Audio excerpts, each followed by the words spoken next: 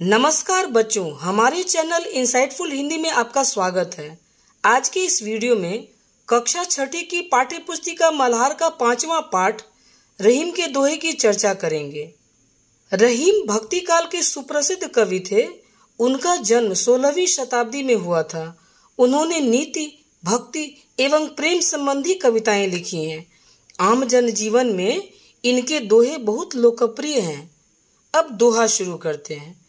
रहीमन देखि बड़ेन को, लघु न दीजिए डारी, जहां काम आवेश हुई, कहा करे तलवारी। कवि रहीम कहते हैं कि बड़ेन को अर्थात बड़े को देखकर लघु अर्थात छोटा उसका त्याग मत कीजिए। जहां काम आवेश हुई, जहां सुई काम आता है, वहां तलवार की कोई आवश्यकता नहीं होती है। इस दोहे में रहीम बताना चाहते हैं, कोई व्यक्ति हो या वस्तु हो, सबको एक समान महत्वपूर्ण समझना चाहिए और सबका सम्मान करना चाहिए। कोई वस्तु चाहे वह छोटी हो या बड़ी, सबका अपना अपना महत्व होता है। समय आने पर छोटी चीज भी बहुत काम की हो सकती है।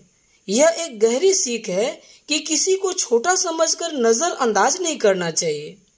तरुअर फल नहीं खाते हैं, सरवर पिए ही न पान, कही रहीम पर काज हित, संपत्ति सचहि सुजान।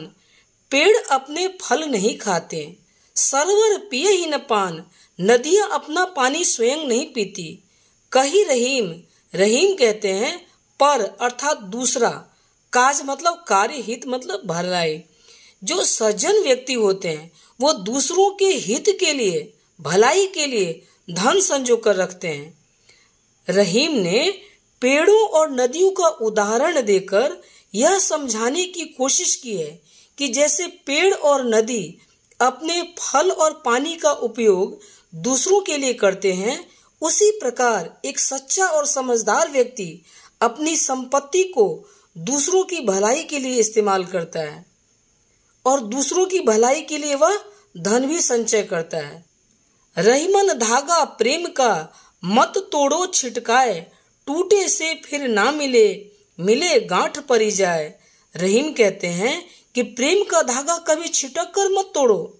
अगर वह धागा एक बार टूट जाए, उसे फिर से जोड़ने पर गांठ पड़ ही जाती है, अर्थात वह पहले जैसा नहीं रहता।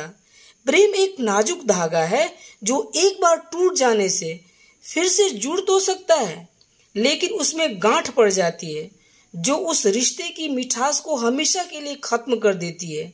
इसलिए रिश्तों को संजो कर रखना चाहिए और किसी भी प्रकार के कटु व्यवहार से बचना चाहिए। रहीमन पानी राखिए, बिनु पानी सब सून, पानी गए न उबरे, मोती मानुष चून। इस दोहे में पानी शब्द के 3 अर्थ हैं: चमक, सम्मान, जल। पानी को बचाकर रखना चाहिए क्योंकि इसके बिना सब कुछ सूना है। एक बार पानी चला जाए तो मोती, मनुष्य और चूने का अस्तित्व नहीं बचता। पानी का अर्थ अगर चमक के रूप में लेते हैं तो मोती का उदाहरण दिया गया है। मोती से जब पानी उतर जाता है, यानी चमक अगर उतर जाए, तो वह बदरंग जैसा लगता है। इसको इस रूप में भी हम समझ सकते हैं कि सीपी के अंदर जो पानी है उसी में उसको आकार मिलता है। पानी का दूसरा अर्थ है सम्मान। रहीम जी का कहना है कि मनुष्य को अपने व्यवहार में विनम्रता रखनी चाहिए। जो व्यक्ति किसी का सम्मान नहीं करता, धीरे धीरे वह भी लोगों के दिल से उतर जाता है। फिर ऐसे में उसे अपना जीवन भी व्यर्थ लगने लग जाता है। उसके बिना, सम्मान के बिना जीवन ही बेकार लगता है। पानी का तीसरा अर्थ पानी अर्थात जल। चूने को हमेशा पानी में डुबोकर रखा जाता है क्योंकि अगर चूने का पानी एक बार सूख जाए तो चूना बेकार हो जाता है। यहाँ कवि ने जल संरक्षण की बात की है और उसके महत्व को बताया है। रहीमन विपदा हु भली, जो थोड़े दिन होए, हित अनहित या जगत में, जान परत सब कोय।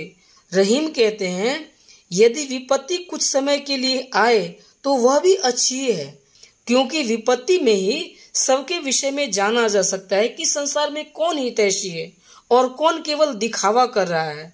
जब जीवन में कठिनाइयां आती हैं, तभी हमें अपने असली मित्र और शत्रुओं का पता चलता है। विपत्ति हमें मजबूत बनाती है और हमें जीवन के सच्चे अर्थ और रिश्तों की गहराई का एहसास कराती है। रहीमन जीवा बावरी, कही गई सरग पताल, आपू तो कहीं भीतर रही, जूती खात कपाल। कवि कह रहे हैं कि हमें सोच समझकर बोलना चाहिए। जीभ से कही गई बातें स्वर्ग से लेकर पाताल तक की करने की क्षमता रखती है। बात कह देने के बाद यह तो मुंह के अंदर रहती है। बेचारे सिर को जूतियां खानी पड़ती हैं, अर्थात मनुष्य को पछताना पड़ता है, क्योंकि एक बार बोले गए शब्द वापस नहीं किए जा सकते। कही रहीम संपत्ति सगे, बनत बहुत बहुरीत, विपत्ति कसौटी जे कसे, ते ही सांचे मीत। रहीम कहते हैं जब संपत्ति होती है अर्थात धन दौलत मान सम्मान रहता है, तब लोग अनेक प्रकार से बहुत तरीके से अपना बनाने की कोशिश करते रहते हैं, लेकिन सच्चा मित्र वही है जो दुख, दरिद्रता और विपत्ति के समय काम आते हैं।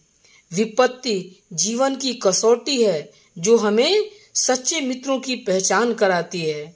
धन्यवाद बच्चों। अब हम अगले वीडियो में रहीम के दोहे पाठ के प्रश्न उत्तर की चर्चा करेंगे। धन्यवाद।